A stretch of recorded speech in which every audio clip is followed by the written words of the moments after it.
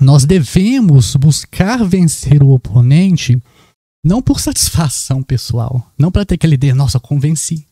Eu venci o debate, né? Eu falei melhor, eu trouxe mais argumentos, mas para a glória de Deus, né? A apologética que nós fazemos, independente do resultado aparente, ela deve ser feita para a glória de Deus, que é o que motiva todas as coisas para nós cristãos, né? Sim. Todas as coisas de nossas vidas devemos fazer buscando a glória de Deus. A glória.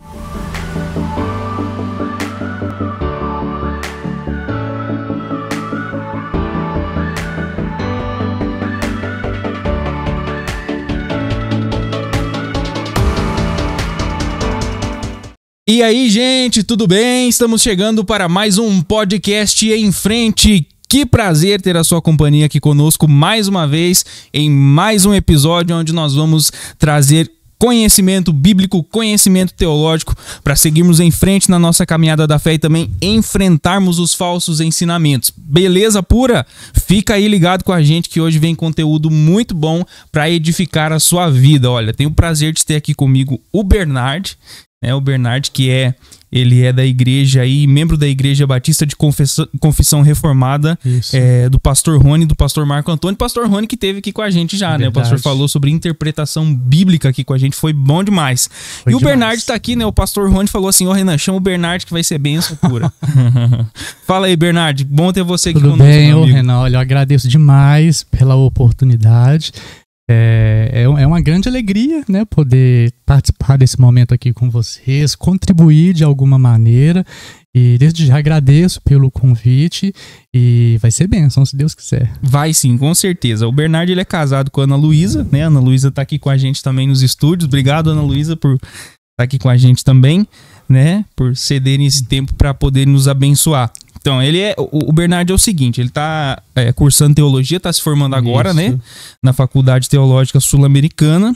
Tem um canal também, você pode seguir ele lá, tá? Canal Ensinando a Bíblia. Legal demais, conteúdo bíblico, conteúdo teológico, de qualidade, de confiança para você ser edificado lá, tá? Pode seguir lá, entrar, curtir, comentar, se inscrever no canal, né? Eu sempre falo, você entra lá, curte o nosso conteúdo, mas não esquece de se inscrever. É importantíssimo que você se inscreva, dá aquele like, comenta embaixo, faz o pacote completo para nos ajudar. Né? Ajuda demais no engajamento e no propósito de divulgar a palavra. Sim, né? Com certeza. Claro que é muito importante os números por trás do vídeo, mas o mais importante é nós conseguirmos levar a palavra do Senhor, né, a pregação do Evangelho, a quem realmente precisa. Sim, com certeza. Né? Então, o mais importante de tudo é compartilhar. Compartilhe esse vídeo, esse podcast aí, do vídeo do WhatsApp, né, no grupo do WhatsApp de família, da igreja, da vizinhança, né? Porque com certeza vai abençoar a vida de alguém. Com certeza. O YouTube vai entender que esse conteúdo é de qualidade, é relevante, né? Exatamente. E vai estar divulgando mais aí. Beleza pura? Então tá bom. Olha só, pessoal, não se esquece, tem o nosso Instagram lá, podcast Em Frente, tá? Você pode seguir lá, nós estamos no Spotify também. Você pode estar acompanhando os podcasts lá, que é bênção pura. Olha, hoje nós vamos falar sobre um tema muito legal, mas antes desse tema, nós vamos falar sobre apologética, né? Você deve estar pensando aí, o que é isso? Nós já vamos descobrir o que é apologética, é um tema legal demais e provavelmente você usa isso na sua vida e nem sabe que se chama assim, né? Muita gente usa e nem sabe que tem esse nome, né? Não apenas no sentido religioso, digamos assim, né? Mas em todas as coisas da nossa vida nós utilizamos a apologética sem saber. Maravilha, mas antes eu queria falar daquele pessoal que nos apoia, pessoal que tá sempre firme aqui conosco, né? A Autoescola do Adriano. O Adriano, nós também já gravamos aqui com ele, o Adriano contribuiu muito aí, falou sobre empreendedorismo cristão, tem episódio pra trás aí, você pode procurar e tá curtindo, né? Tá aprendendo aí com o nosso amigo Adriano, mas o Adriano é o Adriano da Autoescola do Adriano, né? Então se você quer tirar sua carteira, realizar o sonho de tirar sua carteira, procure lá, beleza? Se você tem aquele medo de dirigir, o Adriano também tem um curso lá para te ajudar. É o curso de desinibição no trânsito. Nossa, é maravilhoso. Bacana demais. Tá? Tem as plataformas aí online também para você estar aproveitando desse serviço aí que o Adriano oferece com muita qualidade. Maravilha? Olha só, tem o pastor Flaviano, que tá aqui com a gente também, por vezes ele participa dos podcasts aqui com a gente, faz parte da nossa equipe, mas ele é psicanalista, tá? Então você pode estar procurando o pastor Flaviano se você precisa aí de uma ajudinha na saúde mental, né? O dia a dia, você está passando por problemas aí nessa área, você pode estar procurando o pastor Flaviano. Não é coisa de louco, como eu sempre falo, né? Não é coisa de louco. E o caminho mais fácil, sabe qual é? Se entupir de remédios, né? O caminho mais fácil é se encher de remédios. Os remédios ajudam, tá? Eles fazem parte do processo, mas não são tudo. Tá, então vai lá, enfrente o problema, não deixe o problema dominar a sua vida, domine ele, e o pastor Flaviano tá aí para te ajudar, beleza? Olha só, nós temos também os nossos amigos das Geleias Amazonas. As Geleias Amazonas é o seguinte, Bernardo, é o nosso amigo missionário que tá lá no meio da Amazônia. Nossa, que legal. Ele tá lá no meio da Amazônia, ele desenvolve um trabalho sensacional lá, né, de tradução da palavra, né, porque são idiomas que a gente não faz ideia que existem, né, indígenas, né, que trabalho com os indígenas lá. Então, assim, eles desenvolvem esse trabalho de tradução da palavra e dentre outras frentes também. E agora eles estão trabalhando com desenvolvimento comunitário. A cidade lá é muito pobre, né? E aí eles estão trabalhando com essa frente de desenvolvimento comunitário. Eles criaram as Geleias Amazonas. Tem frutas de diferentes sabores lá, que a gente nunca ouviu falar também. A região ali ela é riquíssima. Riquíssima. E tem até a aprovação de uma das campeãs do MasterChef aí. O negócio é bem elaborado, viu? Então você pode procurar lá no Instagram também, Geleias Amazonas, consumir um produto de qualidade e ainda contribuir para o reino de Deus, para a obra missionária, é bom demais, tá ok? E agora nós temos a Fixar Parafusos, tá? Temos a Fixar Parafusos e Ferramentas, tá entrando hoje aí no nosso hall de apoiadores, a Fixar Parafusos e Ferramentas. Se você precisa parafusos, porcas, ferramentas em geral, ferramentas elétricas, ferramentas manuais, o lugar é a Fixar Parafusos aqui em Betim. Nós estamos ali eu digo nós estamos porque eu faço parte da equipe também, eu trabalho lá, né? Nós estamos ali no Alterosa, ali, bem na linha de trem, né? Então se você está precisando desse tipo de produto, nos procure lá, com certeza você vai ter um atendimento de qualidade e você vai achar lá o que você precisa. Beleza pura?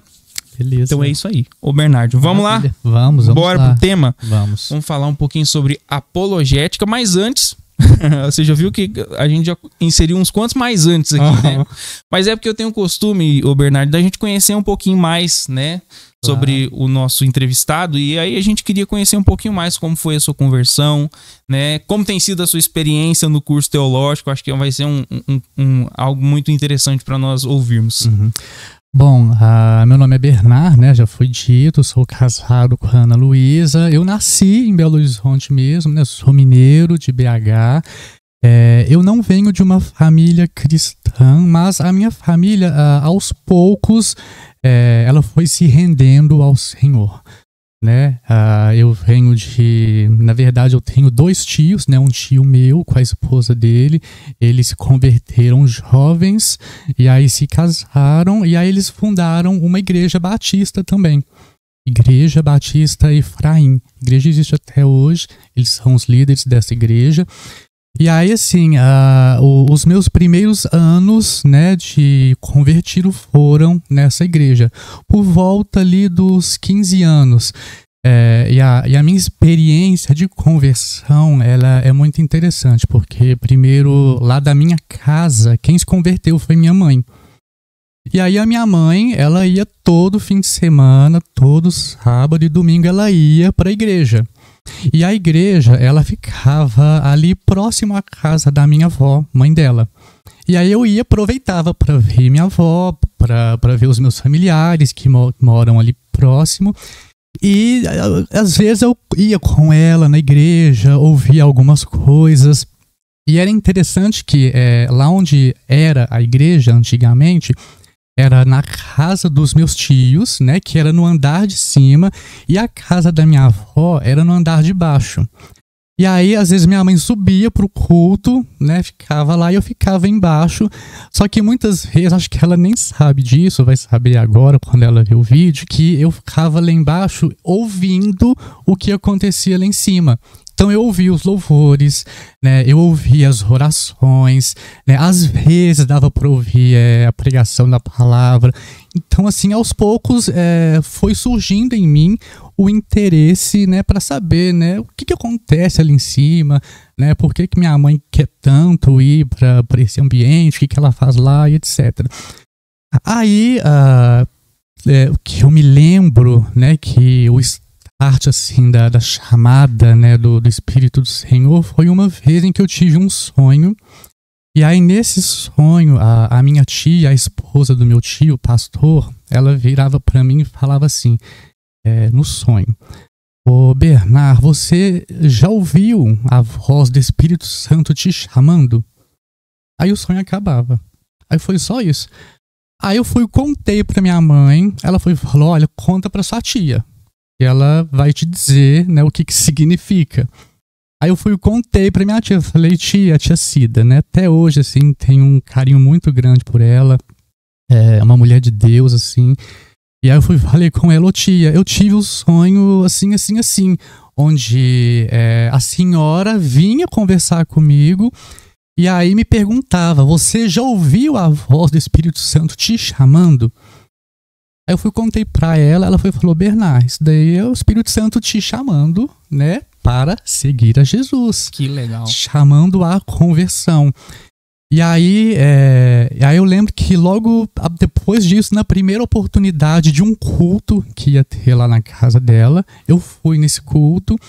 E aí foi naquele momento, assim, em que eu considero que eu fui regenerado. Sim. Né? Porque foi um momento de quebrantamento, onde ela, né, orou comigo, né, depois ela me explicou e a partir dali eu iniciei a minha caminhada, né, de conversão com o Senhor, né, quando ele me converteu a si.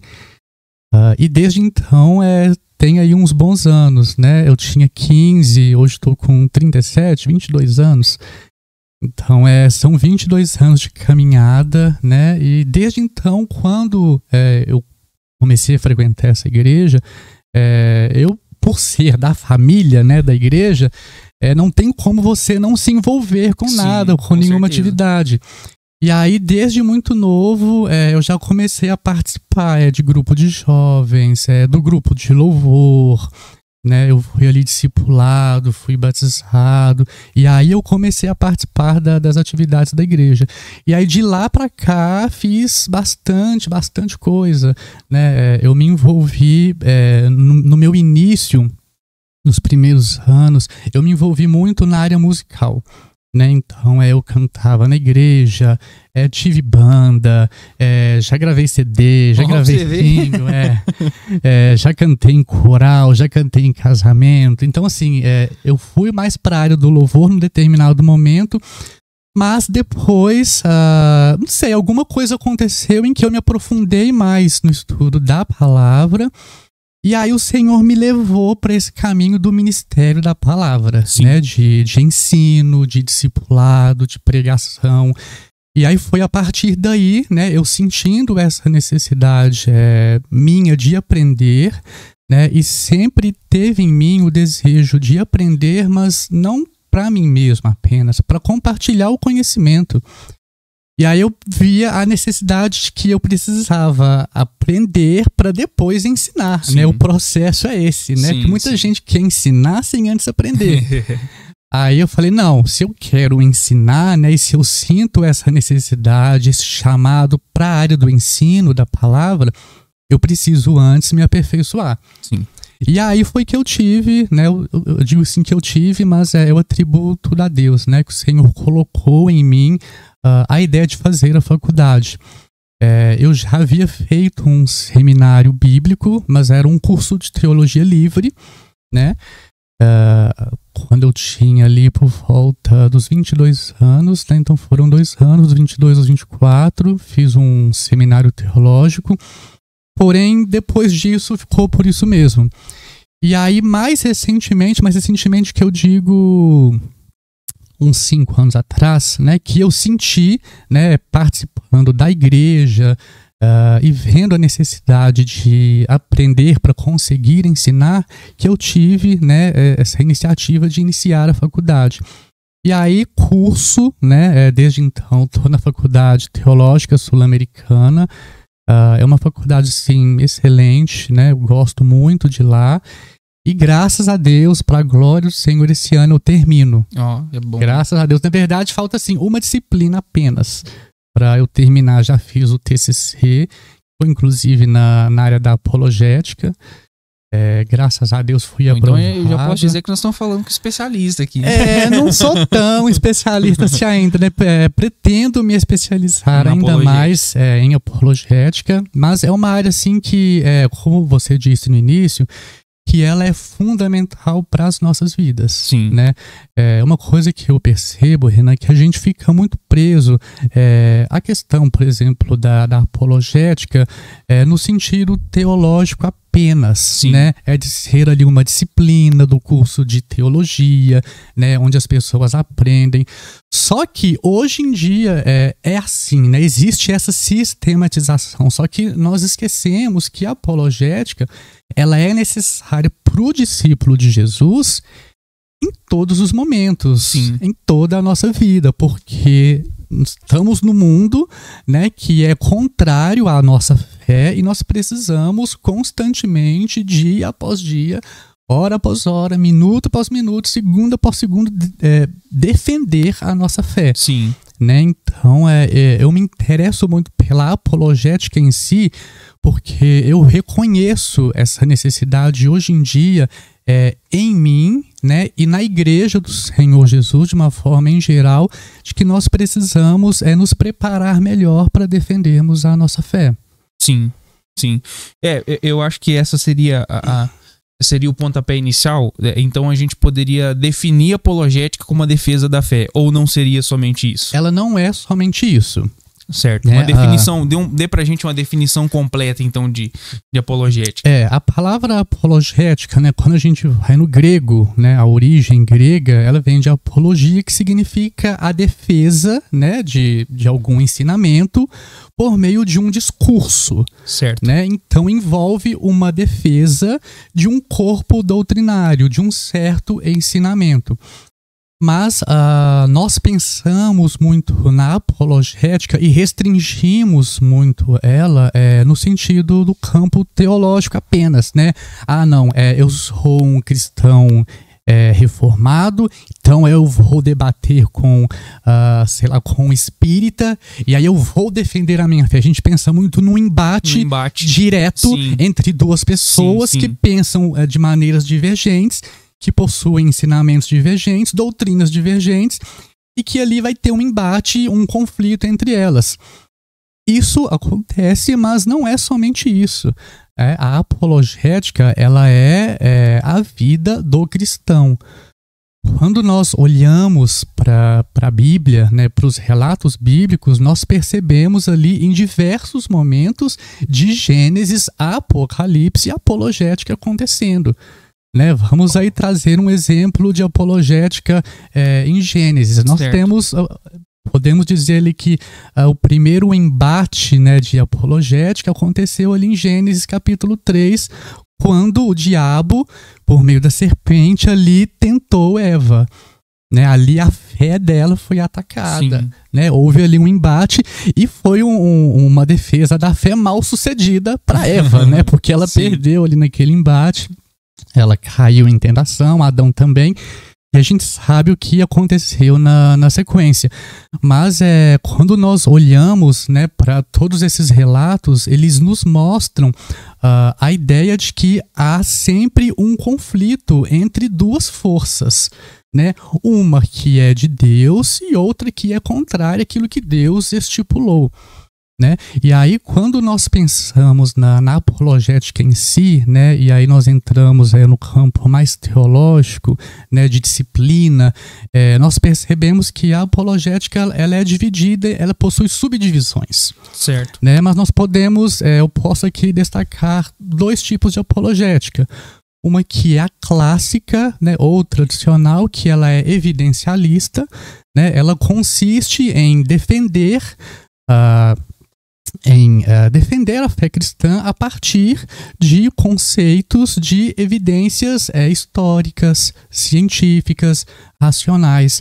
E a outra, que é a que eu me identifico, que é a apologética pressuposicionalista, né? Que ela parte de pressuposições, né? E ela defende um princípio que nós cristãos, principalmente os reformados, nós estabelecemos como sendo um dos pilares da nossa fé, que é o sola escritura. Sim. Né? Então, o pressuposicionalismo, né, a apologética pressuposicional, ela determina ou ela defende que a Bíblia é a palavra de Deus. E a Bíblia, sendo a palavra de Deus, ela possui ali os fundamentos que regem toda a nossa existência. E aí nós precisamos entender, né, se nós cremos que existe um Deus criador de todo o universo, que é o criador, que é o sustentador e que é também o legislador, esse Deus se revelou às suas criaturas, a nós, seres humanos, e nos deu uma lei para que nós sigamos para podermos agradá-lo. Sim. Né? Ele nos deu leis, estatutos, juízos que devem ser observados para que possamos ser ali o povo dele neste mundo. Então nós cremos isso, que esse Deus, né, que criou todas as coisas, ele se revela por meio da sua palavra, e nesta palavra contém tudo aquilo que nós precisamos para reger nossas vidas, todo o fundamento, toda a instrução, toda a orientação. A Bíblia, a palavra de Deus, traz para nós isso, né? É um jargão que nós utilizamos muito hoje em dia, nem dizer que a Bíblia, ela é a nossa regra de fé e de prática, né? Se tornou uma frase muito comum, mas muitos não refletem, não pensam, né, no que consiste dizer isso, afirmar isso, né? Porque se nós cremos num Deus, dizemos pertencer a um Deus que nos deu, né, um corpo doutrinário, nós precisamos guiar, pautar, fundamentar nossas vidas nisso que esse Deus deixou para nós nos seus ensinamentos. Legal. Então, só pra gente entender, ficar bem entendido aqui. Se eu então digo que a apologética clássica, né, que eu acredito na apologética clássica, seria mais ou menos aquela ideia de que a minha fé está embasada nos acontecimentos. Num evento histórico. Ou então nas experiências, né? Isso, no empirismo, isso, né? Numa descoberta científica. Realmente, elas precisam ser confirmadas, né, por aquilo que as escrituras nos ensinam. E um erro muito comum, né, no meio cristão é se basear em experiências, em arrepios, né, em sonhos, em visão, né? Não vou entrar aqui no mérito, né, de que essas coisas não existam. Deus pode fazer dessa maneira, pode fazer dessa maneira, mas o que confirma a veracidade daquilo que acontece é a palavra, né? Ela é o firme fundamento da nossa fé. É interessante, o Renan, né, que enquanto você falava, né, o Senhor me trouxe aqui um trecho bíblico, né, que nós temos lá, o famoso Sermão do Monte de Jesus, Mateus 5, 6, finalizando no 7. Né? Então, o Senhor Jesus, o que ele faz? Ele passa o capítulo 5 e o capítulo 6, trazendo ali uma carga enorme de ensinamentos, e aí chega no 7, a partir ali do 24, se não me engano, ele vai utilizar, ele vai contar ali a parábola, né, dos dois fundamentos, né, do homem sábio que constrói a sua casa sobre um terreno firme, e o homem tolo que constrói a sua casa sobre um terreno arenoso, sobre a areia, né? E aí ao final ele fala, olha, aquele que ouve e que guarda as minhas palavras é semelhante ao homem sábio que construiu a sua casa sobre a rocha. Veio o vento, veio a tempestade, deram contra aquela casa e não a derrubaram. E é essa firmeza, né, que o Evangelho traz para nós cristãos. Nós enfrentaremos as tempestades da vida, enfrentaremos lutas, adversidades, provações, problemas, não estamos isentos disso. Mas o que nos garante que nós não sucumbiremos, que nós não seremos consumidos por isso, é a nossa fé no Senhor nosso Deus, Sim. em Jesus Cristo e na sua palavra. Maravilha, bom demais. No começo você falou um pouco sobre a defesa da fé em relação a outras religiões. Eu queria que a gente entrasse um pouquinho mais nesse assunto, porque às vezes as pessoas utilizam, os cristãos, né, utilizam, ou de outras religiões também, utilizam a apologética como desculpa para briga. Isso. Né? E eu acho que, bom, minha opinião, pelo menos em relação a isso, é que é necessário sabedoria. Sim, Né? muita sabedoria. Penso eu que a apologética não é uma desculpa para brigar com outros tipos de religiões, com pensamentos diferentes. Não, de maneira nenhuma. E você disse uma palavra importante, né? Pensamentos diferentes. Sim. A apologética, ela existe porque existem cosmovisões distintas. Certo. Porque, pensa comigo, se nós todos tivessem a mesma cosmovisão, não haveria conflito. Não. Consequentemente, não seria necessário defender ponto de vista A, ponto de vista B, C, D e etc. Sim. Né? Então, a apologética, ela existe por causa dessa divergência de cosmovisão. Né? Cosmovisão, para quem nos assiste, talvez não conheça o termo, é a visão de mundo. Todos Sim. nós temos uma visão de mundo, enxergamos o mundo de uma determinada maneira. E nós, cristãos, temos a nossa visão de mundo segundo aquilo que a Bíblia nos ensina, né? A nossa cosmovisão é uma cosmovisão cristã. E aí, por causa disso, nós defendemos as doutrinas cristãs em relação a outros ensinamentos, né? Então, é aquilo. Nós estamos inseridos em um mundo com cosmovisões diversas, distintas e que se chocam. Sim. Que há um conflito entre elas. Sim, sim. E por isso surge a apologética, né? Da nossa parte cristã, nós visamos o quê? Defender os ensinamentos do nosso Senhor Jesus. Se nós cremos, né, como nós afirmamos, né, que a Bíblia ela é a nossa regra de fé. O que é fé? Pensamento, conhecimento, ensinamento e de prática, né? Como que eu vivo esses ensinamentos, como que eu pratico eles no meu dia a dia, nós precisamos e nós cremos que essa é a palavra de Deus. Certo. E se o nosso Deus é o Deus criador, o Deus soberano, nós cremos que Ele é um Deus perfeito, um Deus que não erra, os ensinamentos que esse Deus nos dá devem ser defendidos e devem ser passados aos outros. Só que existe um limite, né? Um limite entre o conhecimento e o coração. Quem é um apologeta, né? Quem defende a fé, todos nós defendemos a nossa fé cristã, mas aqueles que entram, né, em debates ou em embates, eu acho que muitas vezes o que falta é o entendimento de que nós entregamos a informação, mas o poder do convencimento não se encontra em nós. Sim. Né? O Senhor Jesus nos ensinou que esse ministério, esse cargo é do Espírito Santo. Sim, sim. É Ele quem nos traz o convencimento, é Ele quem abre os olhos espirituais, quem abre os ouvidos espirituais, quem ilumina a nossa mente para compreender, quem abre os corações. Sim, né? Inclusive, quando eu descobri isso, até a evangelização ela se torna mais suave. Sim. Né? Porque muitos crentes Antes vão... era um peso, né? Isso. Eu preciso convencer. Eu não convenci ninguém do evangelho, mas essa função não é minha. Eu acho muito legal o texto de Atos 16, né? Quando... 16, 14. Isso. Sobre Lídia, né? Isso, não, mas tem o início ali do texto também é o início da segunda viagem missionária de Paulo. Paulo e né? Silas. Que o Espírito Santo os barra. Isso. É muito interessante, né? Quando o Espírito Santo os barra. Então isso mostra que o Espírito Santo era o companheiro de viagem de Paulo. Exatamente. Era ele quem direcionava, quem orientava, quem dava ali as diretrizes para onde eles deveriam ir. Paulo, não vai para aí, vai para lá.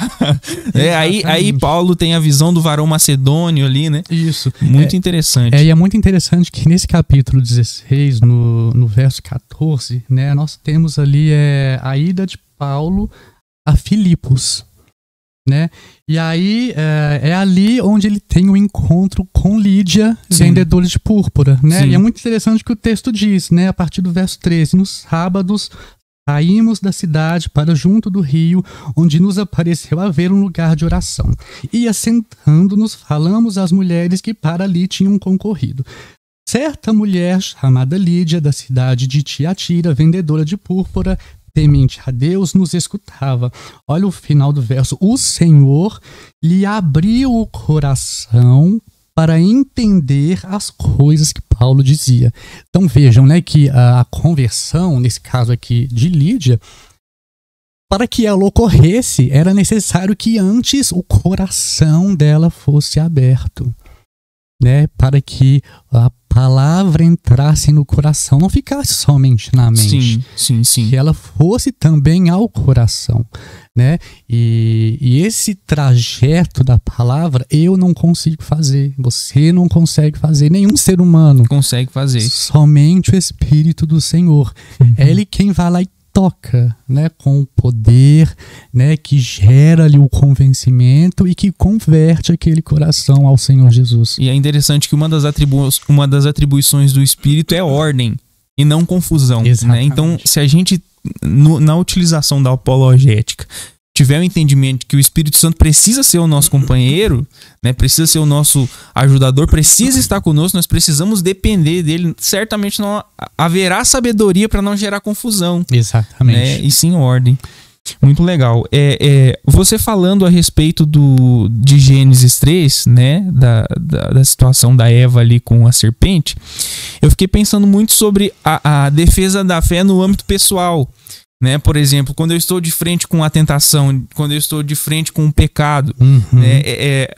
A gente precisa utilizar da apologética nesse sentido, para nós mesmos. Exatamente. Eu queria que você abordasse um pouco mais sobre isso. É uma realidade que faz parte da nossa existência como cristãos nesse mundo. Né? Nós estamos num corpo, né? Apesar de entendermos, né, que somos regenerados, né, que em Jesus Cristo somos nova criatura, mas essa nova criatura ela ainda está presa em um corpo que está afetado pela lei do pecado. Sim. O pecado ainda habita em nossos membros, Sim. em nosso corpo. Então é aquela velha briga, né, do novo homem com o velho homem, do homem espiritual com o homem carnal. Né? Então tanto que nós vemos, né, nas epístolas de Paulo, a Efésios, a Colossenses, ele fala sobre a necessidade de despojar do velho homem, revestir do novo homem. Sim. Fazer morrer o velho homem e fazer nascer em novidade de vida o novo homem. E essa dificuldade nós enfrentamos no nosso dia a dia. Sim. Né? A partir do momento em que nós acordamos, abrimos os olhos, uma luta já se iniciou. Sim. Que é a luta do velho homem com o novo homem. E a apologética, ela entra nisso também, porque nós precisamos o tempo inteiro ter a palavra do Senhor em nossas mentes para nós resistirmos. É muito interessante, né? Lá em Efésios 6, o apóstolo Paulo, o capítulo 6 é o último na lida epístola aos Efésios.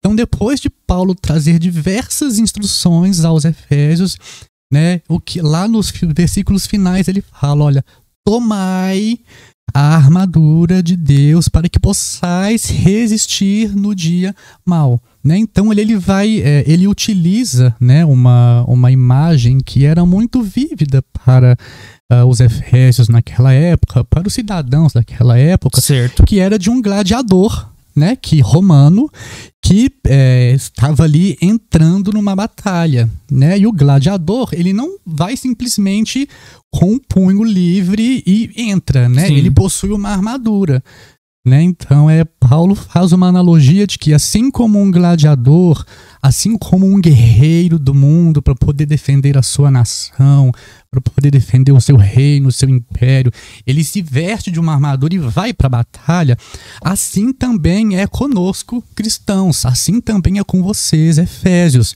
Vocês precisam se revestir de toda a armadura de Deus. E aí ele fala sobre o capacete da salvação, a couraça da justiça, o cinturão da verdade, até que ele fala do escudo, ele fala embraçando o escudo da fé, Sim. para que possais apagar os dardos inflamados do inimigo. É muito interessante, né, que antes dele entrar na armadura em si, ele dá uma pequena introdução falando sobre quem é o nosso adversário. Ele fala que o nosso adversário, a nossa luta, não é contra carne nem sangue, mas contra principados, potestades, dominadores desse mundo tenebroso, contra as forças espirituais da maldade nas regiões celestes. Então, ele traz para nós, olha, o inimigo de vocês é esse. E ele ataca vocês o tempo inteiro. Então vocês precisam ter um revestimento, né? E esse revestimento nós compreendemos especificamente do escudo da fé, é do conteúdo que essa palavra, que esse livro nos traz sobre quem Deus é, sobre quem Jesus Cristo é, sobre sua pessoa, sobre Sim. sua obra, Sim. e sobre quem nós somos em Cristo. Então é muito importante nessa defesa da fé. E aí, seja qual for o nosso inimigo direto, né? Se o nosso inimigo direto é uma pessoa, né? Ou se é um espírito maligno por trás da pessoa, incitando a pessoa, ou se é o sistema do mundo em si que influencia, né? Que busca ali nos fazer naufragar na fé, ou se é nós mesmos.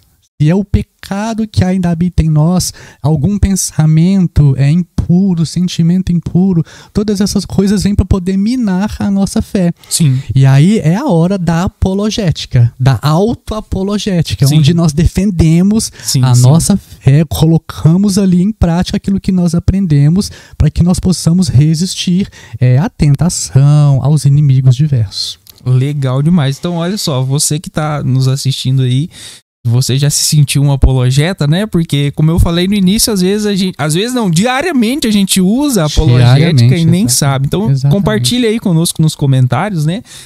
Se você já teve alguma experiência que entra em concomitância com o que a gente está falando aqui, né? Eu tenho certeza que terão experiências legais aí para nos edificar. Sem dúvida, sem dúvida.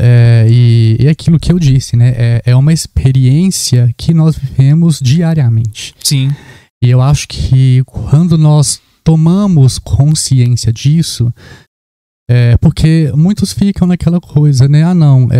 Um apologeta é só aquele que leu 1000 livros, né? Que fez ali a sua graduação, que fez a sua especialização, que fez o seu mestrado, o seu doutorado, e esse é um apologeta. Mas nós nos esquecemos que não, né? Nós defendemos diariamente a nossa fé, nós defendemos ou devemos defender, sim, né? Quem não defende deve defender diariamente a sã doutrina. Sim. E isso começa em nós, né? Dentro de nós, e nós transparecemos isso nas nossas atividades diárias do nosso dia a dia. Então, uma coisa que eu percebo é que falta essa noção, esse senso nos cristãos de defesa do evangelho. E entender que essa defesa não é somente um embate direto entre duas pessoas. Sim. Ela acontece também no pessoal, né? No íntimo, dentro de nós. Contra os seus velhos costumes, os seus Exatamente. velhos... contra o velho homem, como você muito bem colocou. Sim, porque a nossa conversão, ela é um processo. Sim. Ninguém é perfeito. Não é assim. Não, ninguém está perfeito, né? A conversão, ela tem um início, que é ali na regeneração, e ela vai ter um fim, ou quando morrermos, ou quando o Senhor Jesus voltar, Sim. e o nosso corpo for transformado num corpo de glória. Sim. Aí a salvação será consumada para nós. Mas até então, nós estamos em processo de conversão, em processo de santificação. E é uma luta. Sim. Né? É uma coisa assim que eu sempre deixo claro quando eu dou alguma aula. Recentemente lá na igreja eu falei sobre o que é santificação. E aí uma das coisas que eu gosto sempre de ressaltar pessoal, irmãos, ser cristão, como a Bíblia nos ensina, não é fácil. É uma tarefa, assim, difícil, árdua. Sim. Né? Não é à toa que o Senhor Jesus, né, certa vez diz que aqueles que se apoderam do reino do céu são os que se esforçam, porque requer de nós um esforço. Sim. Nós precisamos nos esforçar, nós precisamos fazer morrer o velho homem, a carne, as concupiscências da carne, as concupiscências dos olhos, a soberba da vida. Nós precisamos mortificar o velho homem para que o novo homem nasça. E isso tudo só é possível quando nós temos um bom conhecimento bíblico, né? Um bom embasamento. Então vejam, né, que a apologética, que é a defesa, ela só é possível quando antes eu me preparei. Quando antes ali eu estudei, eu aprendi, eu entendi, eu compreendi no que consiste o evangelho, no que consiste a fé cristã. Então, uma coisa que eu sempre ressalto, né, quando me perguntam, Bernard, como que eu posso crescer na fé? Leia a Bíblia. Sim. Tudo que nós precisamos se encontra na palavra de Deus, né? Ela é suficiente, ela é autoridade para nós. Então, nós precisamos, em todas as coisas, recorrer às Escrituras, sabendo que elas possuem tudo aquilo que nós precisamos. Legal demais. Então, nós já falamos sobre a utilização da apologética quando nós entramos em contato com outras religiões. Nós já falamos sobre a utilização da apologética no âmbito pessoal, né? E quando se trata do meu irmão, né? O Evangelho de Mateus. É muito comum também. O Evangelho de Mateus, se eu não me engano, capítulo 19, me corrija se eu estiver errado. 18. Ó, você vê. A gente tá até conectado aqui, que eu nem falei o texto, você já foi nele.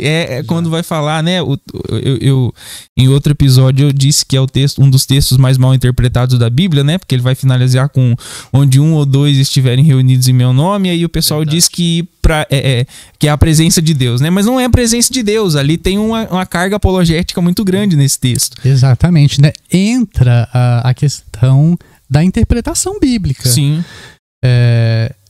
São tantas coisas por trás da apologética, quando nós paramos para pensar assim nas minúcias, nós compreendemos a profundidade dela e a importância dela. Todo texto bíblico possui um contexto por trás. Sim.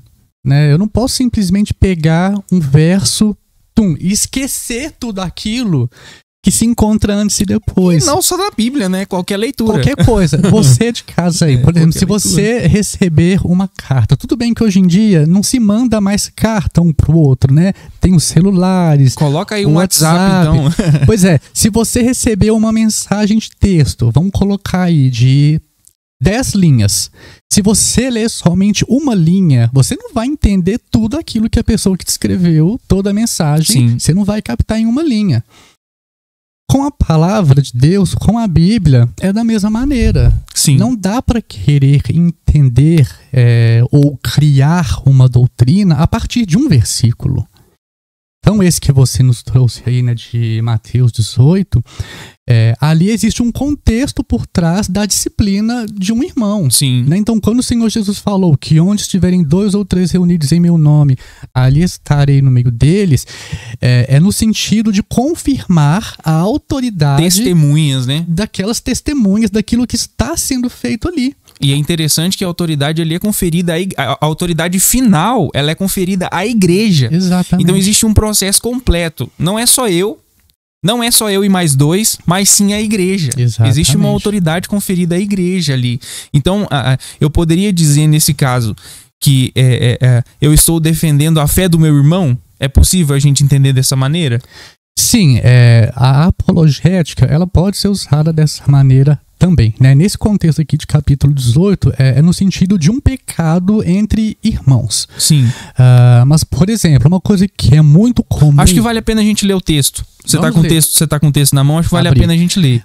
Mateus 18, a partir do verso 15. Se teu irmão pecar contra ti, vai arguí-lo entre ti e ele só. Então, qual que é a instrução de Jesus? O Renan pecou contra mim. O que eu tenho que fazer? Ô Renan, você fez isso contra mim. Eu não gostei. Sim. Isso daí é um pecado. Beleza.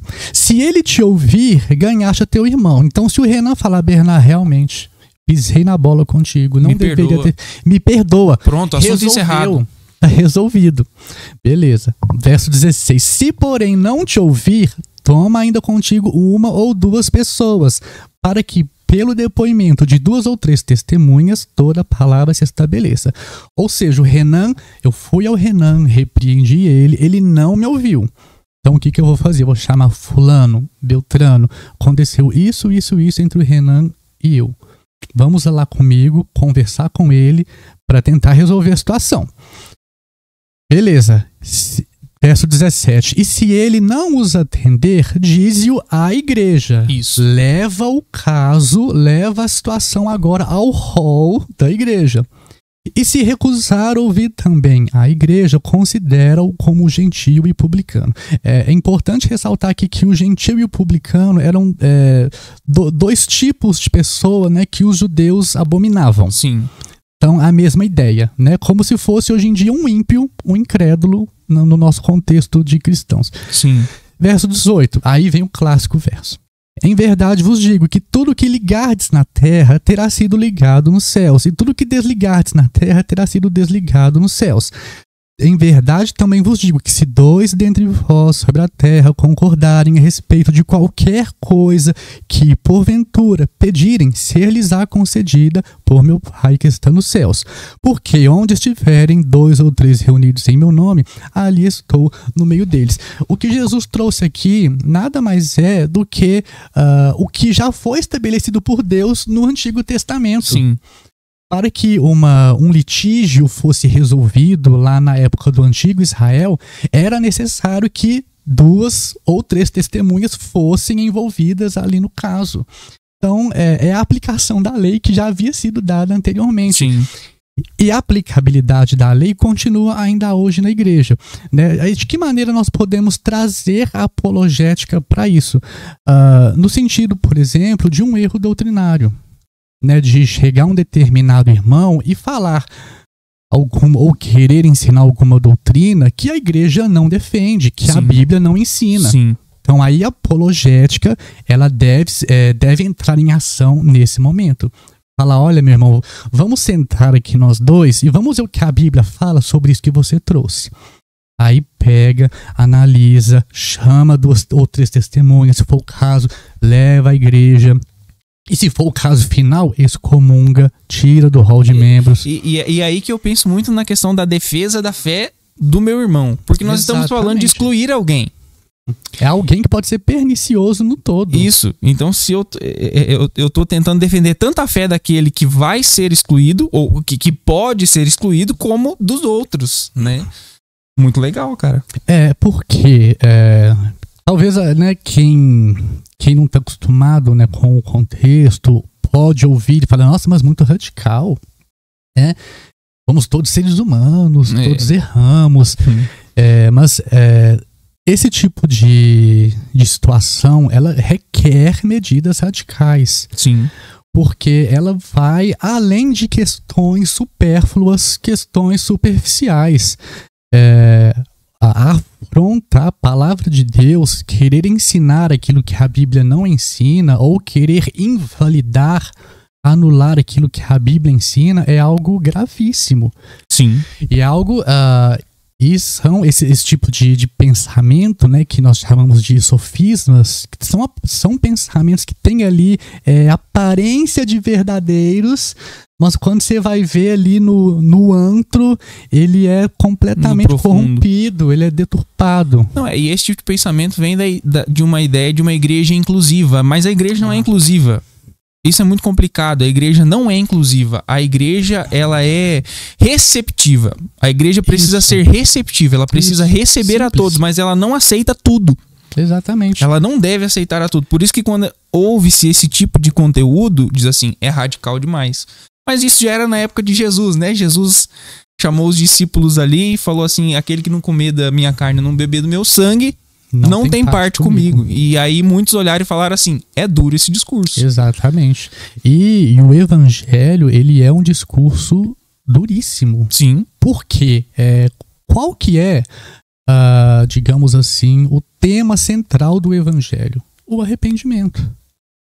quando o Senhor Jesus veio, né, começou a pregar lá na região da Galileia, qual que era a mensagem dele? Arrependei-vos. E sem contar João Batista antes. Né? Antes, não, e os profetas Raça de antes, víboras. Os profetas antes, Isso. né? Todos chamavam o povo de Israel ao arrependimento. Sim. Então, o ser humano, o pecador, ele precisa ser confrontado. Agora, nós não gostamos de ser confrontados, né? E a grande questão é essa. E eu penso, Renan, que seja esse tipo de confronto que é necessário, que tem sido atenuado, né, que tem sido muitas vezes deixado de lado, que é o que tem contribuído para que a igreja brasileira, né, tome rumos equivocados. Sim. Por isso que dentro da apologética, né, ela acontece também entre cristãos, né, ou cristãos, entre aspas. Sim. Né, porque se nós partimos do princípio de que um verdadeiro cristão é um discípulo de Jesus que segue os ensinamentos de Jesus, não vai haver divergência entre dois discípulos que creem nos mesmos ensinamentos conforme Cristo ensinou. Sim, sim. Então nós já partimos daí. Então, assim, a apologética, ela é necessária para nós, nos dias de hoje, também dentro da igreja. Sim. Só que isso daí não é uma particularidade da igreja contemporânea do século XXI. Ela é uma realidade quando a gente pega...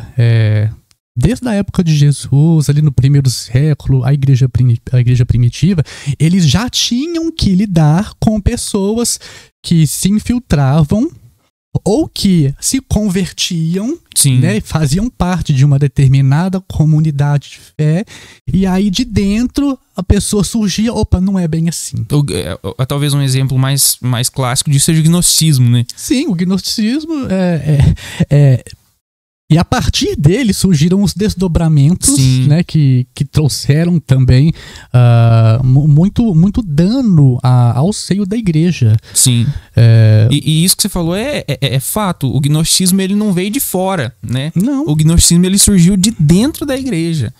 Né? Então, sim. E você vê, por exemplo, além do gnosticismo, você vê o apóstolo Paulo defendendo o seu apostolado. Exatamente. Né? Então, o apóstolo Paulo é um grande utilizador da apologética. Eu percebo que aquilo que eu já disse, né? Ser cristão não é fácil. E ser igreja de Jesus, né, em pleno século XXI, continua não sendo fácil, né? Já não era fácil, acho que nunca foi fácil, né? Para quem é realmente discípulo de Jesus, não é fácil, mas quando nós olhamos, né, para exemplos bíblicos, nós vemos a importância de que os cristãos ali, por exemplo, da igreja primitiva, né, das igrejas que Paulo fundou, por exemplo, né, Coríntios. Eu vou até abrir um texto aqui que eu separei para nós sobre a importância, né? Tudo bem que a carta de 1 aos Coríntios ali, Paulo traz diversas repreensões a coisas que severas que estavam acontecendo ali no seio da igreja, mas num determinado momento, chega no capítulo 11, no verso 2, ele diz: de fato eu vos louvo, porque em tudo vos lembrais de mim e retendes as tradições, assim como vô-las entreguei. Percebam como é importante isso daqui, né? A tradição, como vô-las entreguei, né? Nós somos cristãos que são apostólicos. Nós cremos no ensino dos apóstolos, que são os ensinos que eles receberam de Jesus Cristo. Eles não simplesmente criaram da cabeça deles, né? Nós cremos que eles foram homens usados por Deus, ali inspirados pelo Espírito do Senhor para escreverem as suas cartas, os seus conteúdos com os ensinamentos para nós. E o que tem acontecido, né, desde o primeiro século para cá é o desvio das tradições, né, do que nós chamamos da ortodoxia. Sim. A ortodoxia tem sido deixada de lado. E aí entra a heterodoxia. Né? O que é a heterodoxia? É uma ortodoxia batizada, digamos assim. Né? É aquele corpo doutrinário, mas aceita um pouco daqui, um pouco dali, um pouco dali. O que nós chamamos também de sincretismo. Sim. Então, seria mais ou menos isso. Então, por que é importante hoje em dia nós defendermos a nossa fé? E nós defendemos a nossa fé a partir do quê? A partir daquilo que nós aprendemos, das tradições, conforme constam nas Escrituras.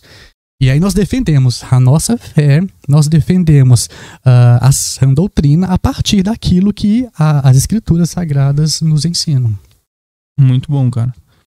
Olha, eu acho que tudo isso é muito válido, né? Tudo isso é muito válido pra gente. E eu sempre penso em relação ao mundo hoje, né? Quando eu penso no que acontece no mundo hoje, eu fico pensando na história. Será que no tempo da igreja primitiva era mais difícil ou será que hoje é mais difícil? O que você pensa sobre isso? Olha, eu penso que cada geração, né, tem o que merece. Né? Acho que é mais ou menos assim que funciona. Porque, por exemplo, quando nós olhamos, né, para a igreja primitiva ali do primeiro século, onde os apóstolos ainda existiam, eles possuíam ali uma fonte, né, que são as epístolas que Paulo escreveu, que Pedro escreveu, que Tiago escreveu. Eles possuíam ali escritos, pergaminhos com ensinamentos aos quais eles podiam recorrer.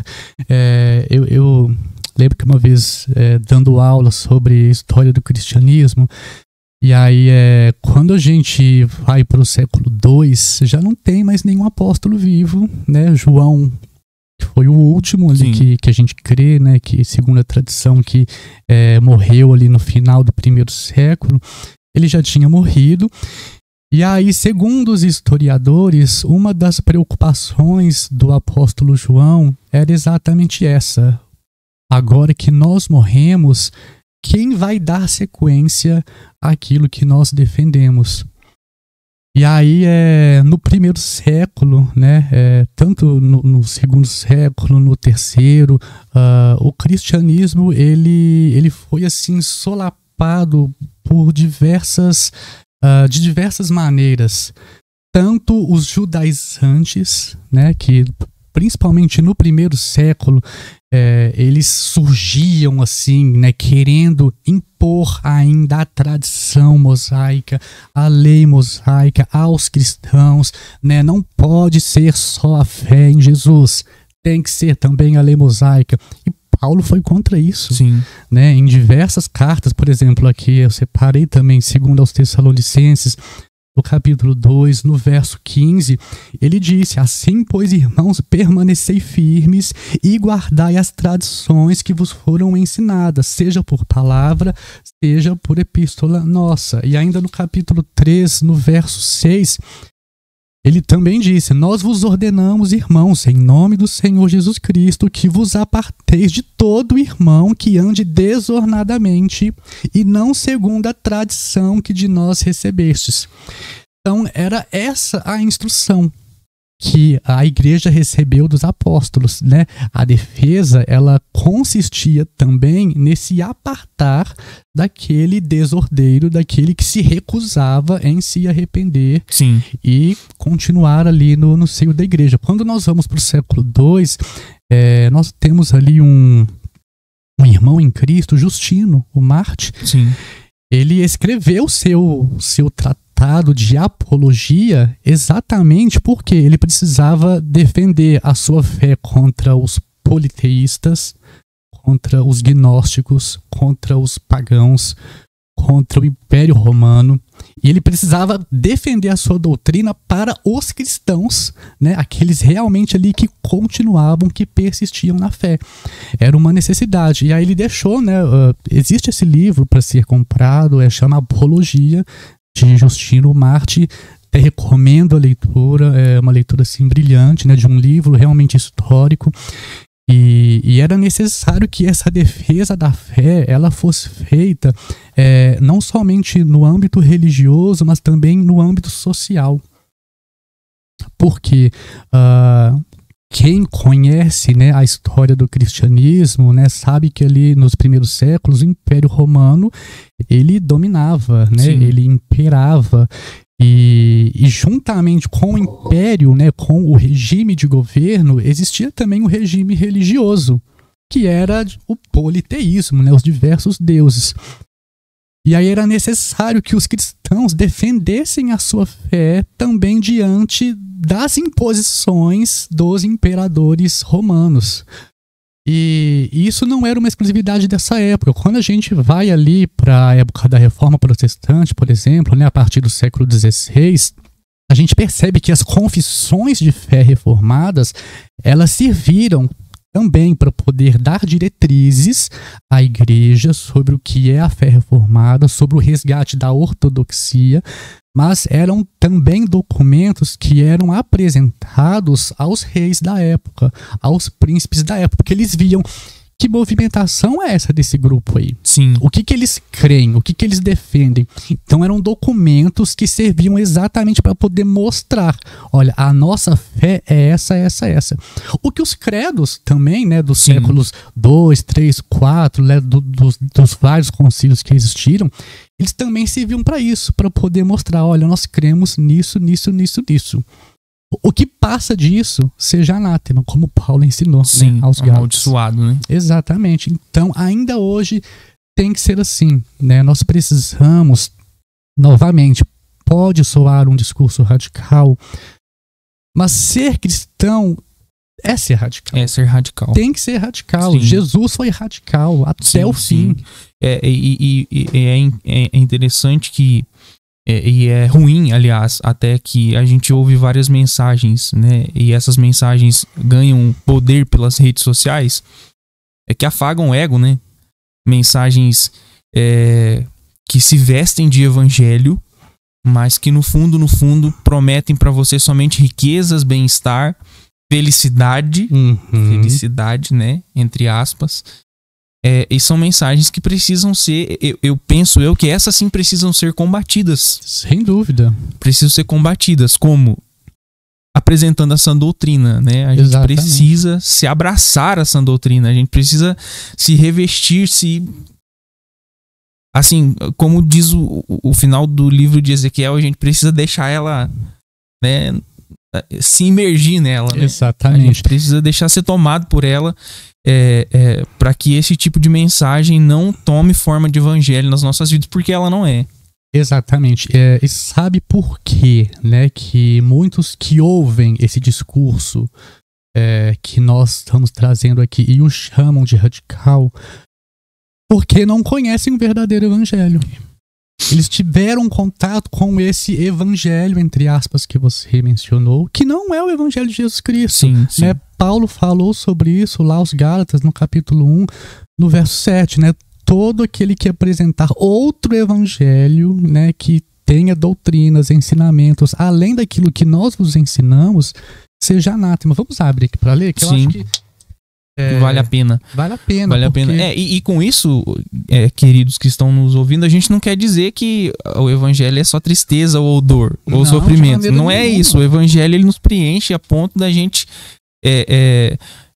entrar em qualquer situação por causa da verdade. Exatamente. Ele nos preenche além das conquistas deste mundo, Sim. das alegrias desse, que são passageiras, Sim. que são efêmeras. Gálatas capítulo 1, a partir do verso 6, né? E aí Paulo vai falar da inconstância dos Gálatas. Sim. Porque Paulo levou para eles um ensinamento, deixou para eles ali um corpo doutrinário, porém o que chegou para Paulo, do relatório que Paulo recebeu, é que eles estavam se desviando daquilo.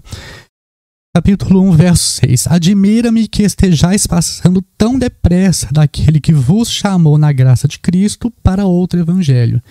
Então percebam, né? E qual que é o contexto ali dos Gálatas? Os judaizantes estavam se infiltrando naquela igreja, naquela comunidade cristã, querendo impor os rudimentos de festas, de dias da lei mosaica. Verso 7, o qual não é outro. Por que não é outro? Porque só existe um evangelho. Sim. Não há dois evangelhos. Sim. É muito interessante, lá João 8,32, o Senhor Jesus disse: conhecereis a verdade e ela vos libertará. Ele diz: conhecereis a verdade, não as verdades. É uma só. É uma verdade. Ela não hoje está subjetivo. Exatamente. Né? Hoje o que mais se relativiza. ouve eu tenho a minha verdade. Exatamente. É o que mais se ouve, mas isso não é o evangelho. Exatamente. O evangelho é a verdade. Isso. E o que Jesus disse lá em João 14:26? Eu sou o caminho, a verdade e a vida. Ninguém vem ao Pai senão por mim. Então, a verdade se encontra em Jesus Cristo, naquilo que ele nos ensinou. Verso 8. Verso 7, o qual não é outro, senão que alguns que vos perturbam e querem perverter o evangelho de Cristo. Sim. Então percebam, já, né, um corpo doutrinário, ensinamentos definidos do que é o evangelho de Cristo, e alguns dissimulados estavam se infiltrando, querendo perturbar aquela comunidade e perverter os ensinamentos. Verso 8, mas ainda que nós, ou mesmo um anjo vindo do céu, vos pregue evangelho que vá além do que vos temos pregado, seja anátema. Assim como já dissemos, e agora repito, se alguém vos pregue evangelho que vá além daquele que recebeste, seja anátema. Então, é esse discurso radical que nós precisamos sustentar. Sim. Porque só há uma verdade. Só há um caminho, só há uma vida mediante a pessoa e a obra de Jesus Cristo. E isso precisa ser defendido nas igrejas ainda hoje. Sim, com certeza. É aquilo que você disse. Surgem pregadores daqui, pregadores dali, com discursos diversos. E por que esses discursos atraem multidões? São pessoas carentes da verdade. São pessoas carentes e que veem nesses discursos um alento, né, um consolo, mas que é um consolo que não possui fundamento. Sim. É um consolo raso, é um consolo nesta vida. Muitos desses cursos não falam de vida eterna, não falam da glória com o Senhor Jesus Cristo, né, daquilo que a igreja desfrutará numa era por vir. Sim. Só visam aquilo, conquistas deste mundo, bens, riquezas, glórias deste mundo, que, como nós já vimos, são efêmeras, são passageiras, vão acabar. Por isso nós devemos refutar, né, esse tipo de ensino, porque eles não são ortodoxos. Não foi isso que Jesus ensinou, não foi isso que os apóstolos ensinaram, e não é isso que nós hoje em dia devemos ensinar. Com certeza. Com toda certeza. Cara, que tempo bacana que nós tivemos aqui. Sim, demais. Eu quero pedir para você, depois, você me manda referências, você me manda materiais, livros, autores, claro, que a gente vai estar colocando na descrição. Beleza, tá? Pro pessoal, você que gostou desse conteúdo, você que acha que precisa aprender a defender melhor a sua fé para você mesmo, a sua fé diante de um embate com sabedoria. Isso, né? Exatamente. Um embate com sabedoria. Precisa sim ter argumentos, né, para defender a sua fé diante de um irmão, a sua fé diante da igreja, diante de um falso ensinamento. Exatamente. Né? Tudo isso que nós tratamos aqui nesse podcast, o Bernardo vai estar disponibilizando para a gente algumas referências, né, de materiais. Eu até anotei aqui alguns Bacana, nomes. se você quiser falar. Posso falar. E aí eu separei por nível iniciante, né, intermediário e mais avançado, né? Porque existem leituras que cada um aí vai saber de acordo com a sua necessidade. Sim. Por exemplo, para quem é iniciante, né, não conhece nada a respeito, claro que acima de tudo lê a Bíblia. Sim. É o primeiro livro, né? Nós partimos desse princípio. Sim. Né? Antes de qualquer... Todos os outros estão embasados na Bíblia. Exatamente. Então, acima de tudo, leia a Bíblia. Conheça a Bíblia. Não fique apenas no discurso de que ela é o nosso manual de regra e de prática. Realmente se aprofunde, né? Vá além disso. Então, leia a Bíblia, medite nela, ore a Bíblia, né? E acima de tudo procure vivê-la. Né? A Bíblia, ela não é só para ser memorizada, não é só um exercício mental, né? Nós devemos praticar os ensinamentos.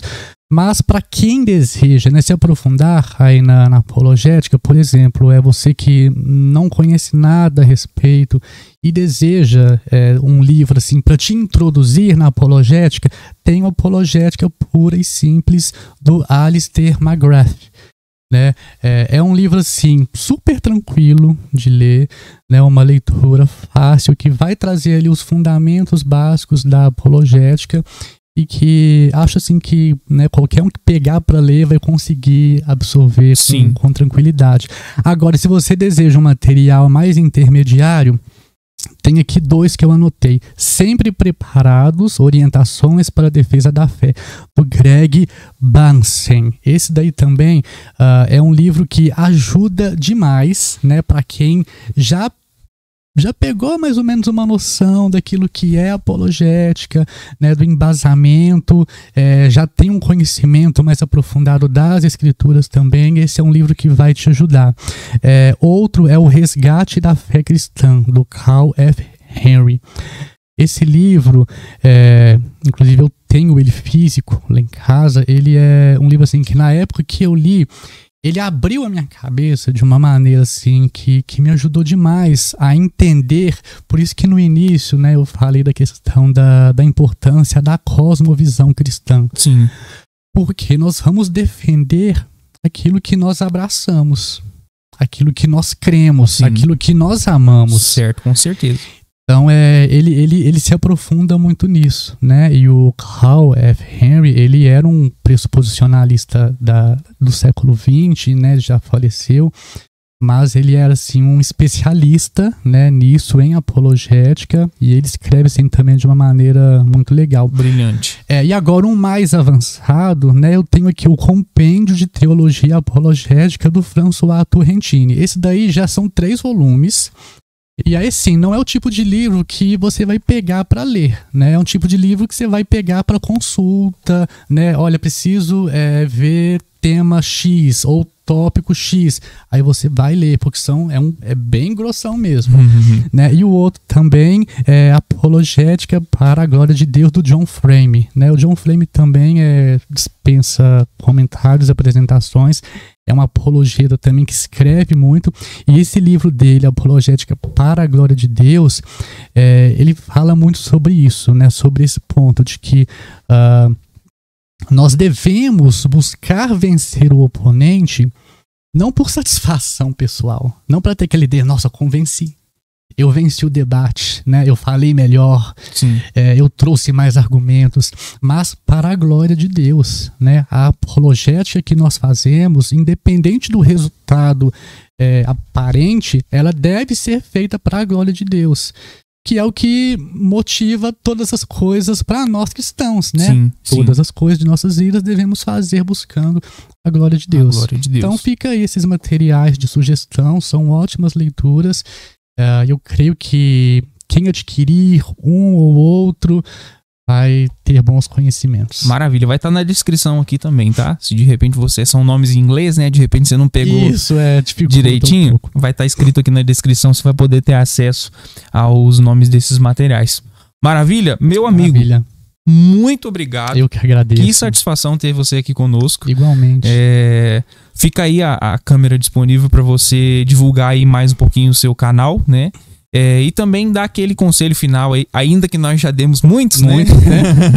Mas aquele conselho do coração, aquele que você tem preparado aí para os nossos seguidores. Beleza, o canal é o Ensinando a Bíblia, criei em 2021, de lá para cá tem bastante conteúdo, tem história do cristianismo, estudo do livro de Atos, estudo do livro de Salmos, tem sobre seitas, heresias, que eu falo de gnosticismo, montanismo, marcianismo, arianismo, todos os ismos que surgiram lá naquela época.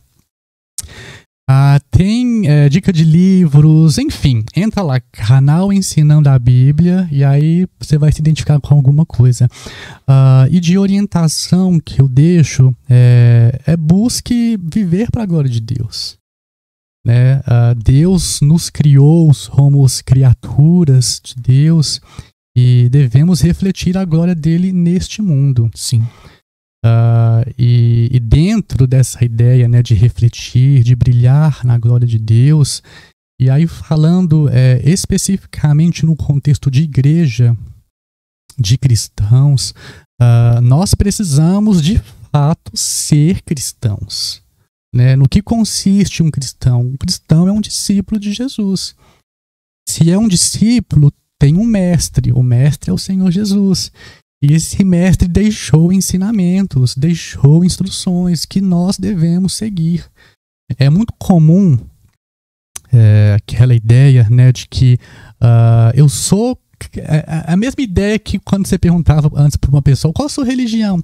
Eu sou católico não praticante. Aí hoje em dia tem também o evangélico, não, né, praticante. ou cristão não praticante. Isso não existe. Não. Ou você é cristão ou você não é cristão. Né? E pelos frutos nós conhecemos a árvore. Então, se aprofunde, seja de fato cristão. Né? Se você diz que ama a Deus, que ama Jesus, que ama a Bíblia, leia esse livro. Nele nós encontramos palavras de vida eterna. Né? Não são apenas historinhas, são palavras de vida eterna, palavras de salvação, que transformam vidas. Então se aprofunde na leitura desse livro, leia, medite, ore a Bíblia, busque vivê-la. Tudo isso assim é importantíssimo, é fundamental para todo aquele que se diz cristão. E saiba, será difícil? Sim, é difícil. A vida do cristão neste mundo é difícil. Mas o que nos consola é saber de que um dia o nosso mestre voltará, nós estaremos com ele para sempre, e aí será só alegria. Essa promessa não vai falhar. Não vai falhar de maneira nenhuma. Ele mesmo diz, céus e terra passarão, mas as minhas palavras não passarão. Bom demais, bom demais. Maravilha. Olha, nosso desejo, nossa oração é que Deus abençoe sua vida, Amém. Sua família, seu ministério. Amém. E vamos na parceria aí. Tá? Com certeza. Provavelmente nós vamos te chamar mais vezes para você marcar presença aqui Amém. conosco. Toda posição. Também eu desejo todo sucesso, que Deus abençoe o canal, abençoe você, sua esposa, sua família, Amém. A igreja, o seu ministério. E com certeza esse podcast aqui ele vai crescer muito mais. Amém. Em nome de Jesus. Para a glória de Deus. Amém. Amém. Galera, muito obrigado. Obrigado demais pela sua companhia aqui conosco. Tá bom? Que esse conteúdo possa edificar a sua vida, possa te fazer crescer como cristão e você seguir em frente. Amém. Maravilha? Deus abençoe sua vida. Até a próxima. Amém.